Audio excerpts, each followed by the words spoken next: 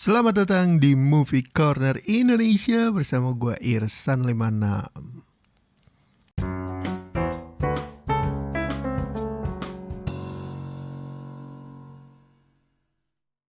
Yo, hari ke-27 dari 30 hari bersuara dan tema kita kali ini adalah akhir. Film tentang akhir. Ini agak tricky ya atau agak bingung. Sebenarnya bisa sih kalau gue pakai Endgame, cuman kayaknya film pahlawan udah beberapa kali kita bahas di Movie Corner Indonesia edisi 30 hari bersuara. I remember. Jadi akhir ini mengingatkan gue kepada kiamat. Dan film yang terlintas tentang kiamat tentu saja 2012. Oke, langsung aja kita bahas untuk film 2012. Film ini bertemakan science fiction thriller yang punya latar waktu di tahun 2012. Film ini diproduksi dan dirilis pada tahun 2009. Cerita dari film ini tuh diangkat dari keresahan para warga dunia karena kalender suku Maya berhenti di tanggal 21 Desember 2012. Banyak orang yang berpikir dan membuat semacam konspirasi bahwa 2012 adalah akhir dari dunia. Yang tentunya kenyataannya tidak, karena tahun ini aja 2020 dan itu udah lewat 8 tahun lalu lah ya. Oh iya, film ini disutradarai oleh Roland Emmerich dan dilakukan di perusahaan produksi milik Emmerich juga, Centropolis Entertainment. Didistribusikan oleh Columbia Pictures. Mereka tuh kalau nggak salah mulai syuting dari 2008, terus akhirnya rilis di kuarter 3, kuarter 4 2009 gitu. Nah gue lupa deh, kalau nggak salah nyampe di Indonesia tuh di 2009 apa di 2010. Tapi yang gue inget waktu itu gue masih SMP. Anyways, mungkin kita bahas sedikit sinopsis untuk menggambarkan 2012 ya. Jadi film 2012 ini menceritakan tentang seorang geologis yang menemukan keanehan atau anomali bahwa perubahan suhu bumi semakin tinggi dan terjadi pergerakan lempeng dunia yang cukup besar dan belum pernah terjadi sebelumnya. Akhirnya dia melaporkan ini ke Presiden US. Hingga akhirnya US menetapkan untuk membangun sebuah bahtera untuk menyelamatkan diri dari bencana alam terbesar yang kemungkinan terjadi di dunia.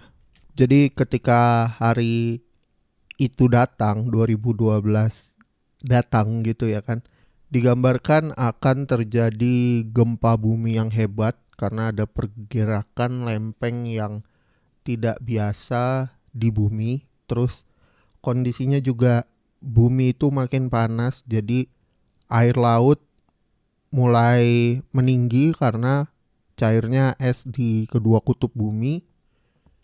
Dan gempa yang terjadi itu bukan cuma di daratan tapi juga di lautan yang akan memicu tsunami. Tsunami besar-besaran di mana-mana. Terus belum sampai di situ, karena efek dari pergerakan lempengan ternyata memicu juga gunung meletus di mana-mana dan hampir terjadi di seluruh dunia. Di film 2012 ini diceritakan tentang seorang keluarga dari tim geologis yang melaporkan keanehan pergerakan lempeng itu untuk bertahan hidup dan segera mengevakuasi diri ke tempat yang lebih aman dalam kondisi dunia sedang porak-poranda gitu ya. Jadi gimana ceritanya mereka berkumpul, habis itu evakuasi diri, habis itu mereka harus mencari tempat yang aman.